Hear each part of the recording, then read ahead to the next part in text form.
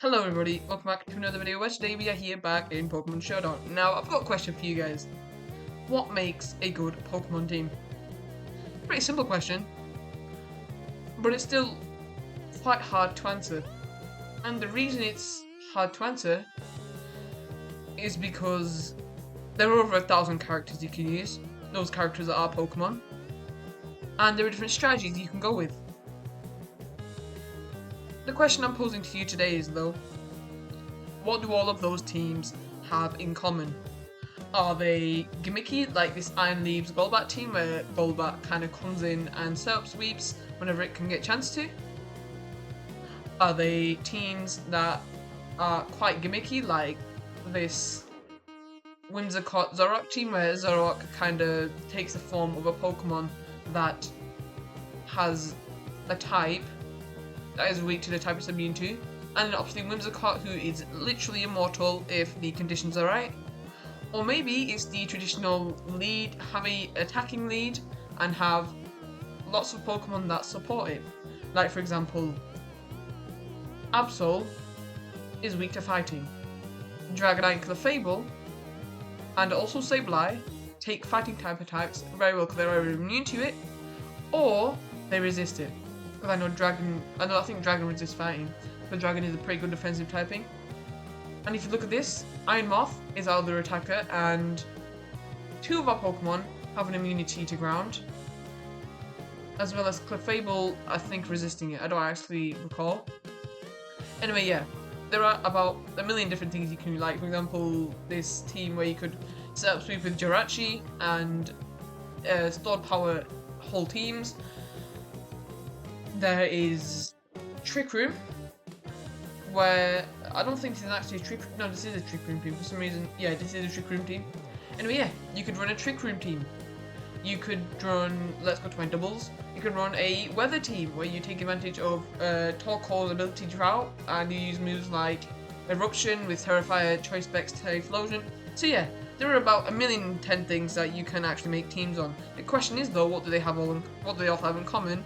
And can we construct a team that hits all those boxes? Now, this won't be a question we'll answer in today's video, but it will be a question we are going to hack at for the next few videos, mainly because I can't actually make videos on my Wi-Fi network and my mobile data is taking a hit, which means I have to weave in more videos that can run on the BRSK Wi-Fi network. So yeah, we're going to stick to Pokemon Showdown for a few days. Anyway, the first thing I will ask you is, what makes a good lead? Is it a set lead where you use moves like Swords Dance or Nasty Plot and then sweep? Maybe it's a hazard set where it sets up hazards like Stealth Rock and Spikes and Toxic Spikes and let's see, Sticky Web. That's a pretty potent one. Or maybe does it, I don't know. Does it come in so you can swap out into your lead, which is a setup sweeper? Or does it have the brute strength to stay at the front of your team and sweep? Now, let's look at a few examples. I have used a few examples of these in past videos, but I think we can look back and define what the best one is. So here's the first team. We have Whimsicott here as the lead. Now on first glance with its stats it is actually great, but the 116 speed is actually amazing and it has middling bulk and I'm gonna be honest, terrible HP. But the Prankster ability fills any kind of role. It can fill the the non-volatile status conditions sector, which if I were to give this, for example, can I give this in Toxic? Yeah, Toxic, move like Toxic or Thunderwave or Leech Seed or things like that. Then yeah, it'd be able to move first and hit the attack. And on a Pokemon like Whimsicott that has things like Protect and Substitute, this thing can be nearly immortal like we have seen in the past. Now, it is really just situational because if, for example, the worst case scenario would be like a mono poison team because it's double weak to poison and maybe you've had like special attacking move like, let's see now, Sludge Bomb, Sludge Wave, then this Whimsicott would be rendered useless and I'd have to lead with my Mega Gyarados. which obviously if you have a lead on your team, then your team is built around that lead, like for example Salami. Salami the Windsor card is quad weak to poison. Glasgow resists poison, Heatran's immune to poison.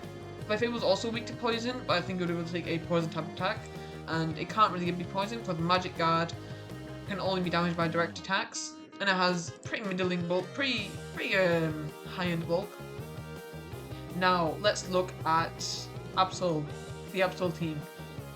Now obviously Absol has great attack, but that is really its only good stat. But with Mega Evolution, it gets a massive increase. So here it has base 249 speed, which is not on a deficit nature, but has been boosted by the nature. When it is boosted by nature, Mega Absol can get up to speeds at around 340, and obviously the 130 attack goes up to 145 attack, which is absolutely insane. And obviously with moves like Sucker Punch and Sword Stance, that attack stat can get quite high. Now what I was talking about with Brute Strength, blah blah blah. I'm sorry, I can't speak today. I cannot formulate sentences in my head. Anyway, as I was saying before, when I was talking about Brute Strength, this is what I mean. Choice Scarf Iron Moth with the ability Quark Drive, that if the Electro Train's ever up, then it gets a boost to its highest stat, which I think would be speed here, because I think the Choice Scarf acts before the booster energy or ability. But the thing is, with Iron Moth, is it has sky high special attack, which is 140, which is way more than Absol, mainly because it's kind of like, it should have been a pseudo legendary of Gen 5, but I think I like Hydreigon, which I still love Hydreigon. Anyway, this thing does have two quad weaknesses.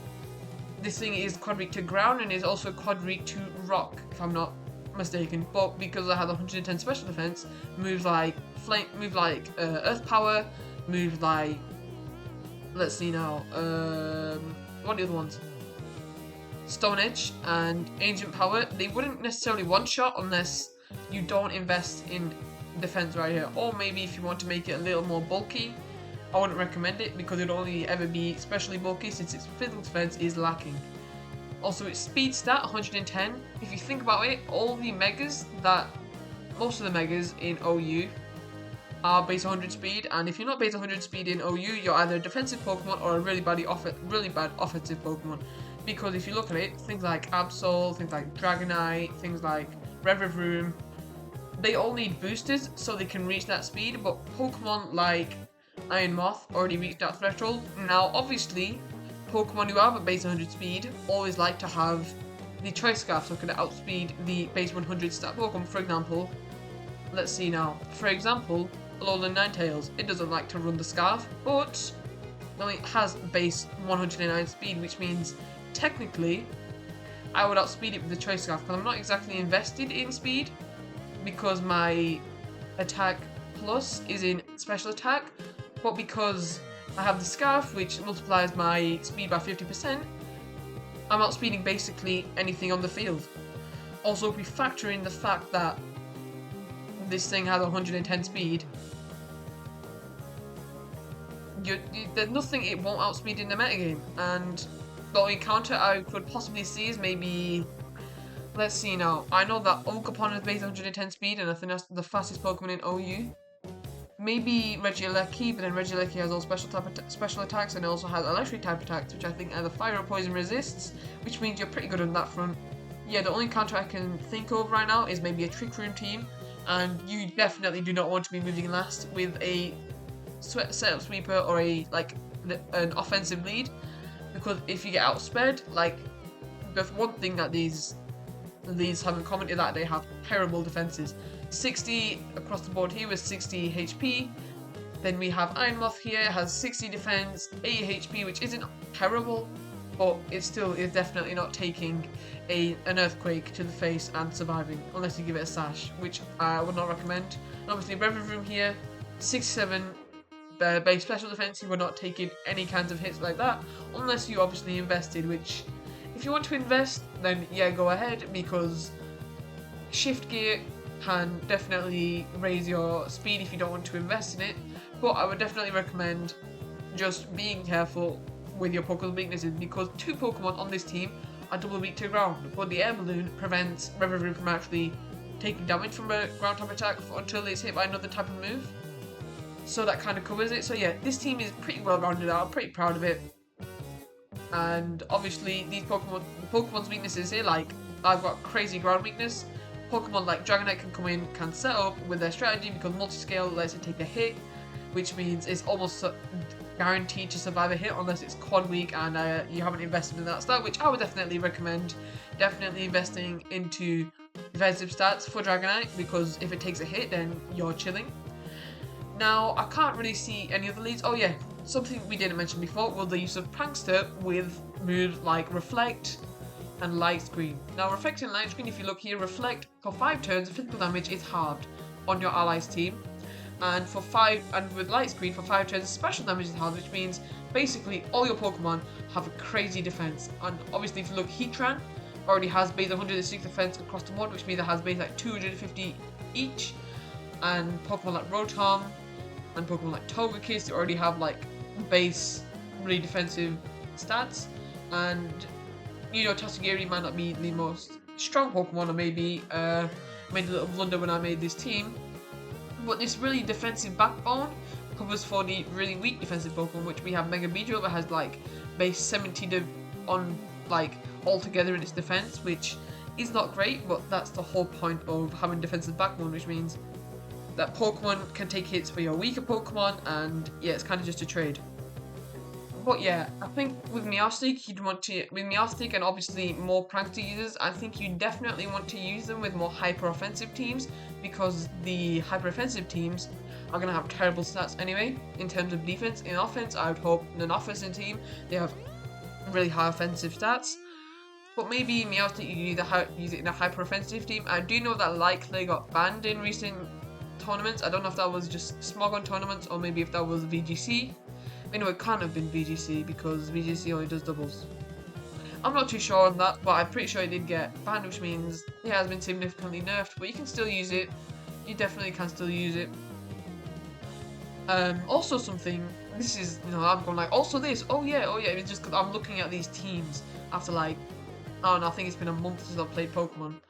Anyway, yeah, there are obviously Pokemon like Hippowdon, there are Pokemon like Pelipper, there are Pokemon like, what's the other one now? It's just gone straight out my head. Torkoal, there we go. Who set up the weather. And weather is actually a very useful thing, because I'll show you why. Because if you look at it, on switching this Pokemon summons Sandstorm, and if you look at the Pokemon's abilities here, Play-Doh, none of these really benefit from, well actually, you know, this is some really professional advice on my part.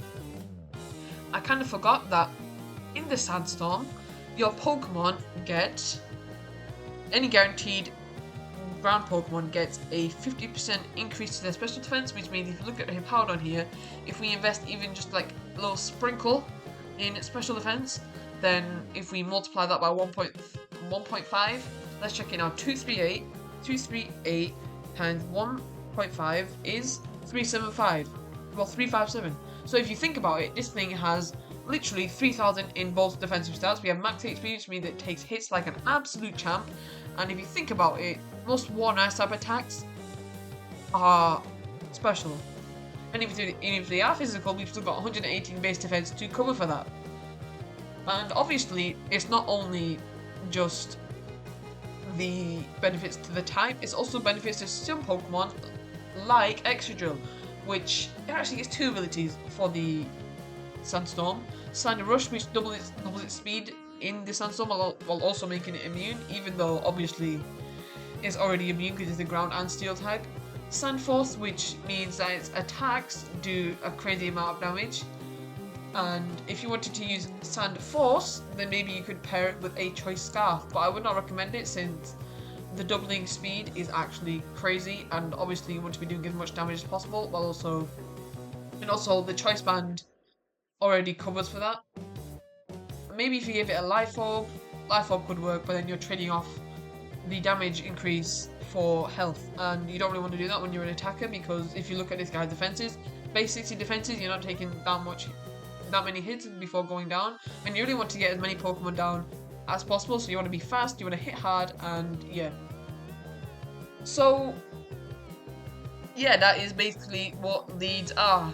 Now if you look over here, we've obviously got terrains. We've obviously got different types of weather, like the hail. We didn't cover the hail. You obviously got, let's see now, I don't know, things that lead certain defenses and then use like body press or something. Those are like minor leagues. Like, I don't think they're really mainstream, and they're really just, they really live off the factor that obviously they are absolutely based on the factor of surprise. Anyway, if you did enjoy it, then please consider subscribing and liking, because they will help me out a ton. Next video we will check out the defensive backbones and how they help the offensive leads. So yeah, if you did enjoy them, please subscribe, please drop a like, because they will help me out a ton. Comment down below what we can do to improve, and comment down below if I missed anything, because I definitely probably did. This was kind of like just off the top of my head and my knowledge. I didn't write anything down. I should have wrote a script or something, but that'll be something for next video. Anyway, if you did it, that'll be it in today's video. I'll catch you guys in the next one. Stay in good health, and goodbye.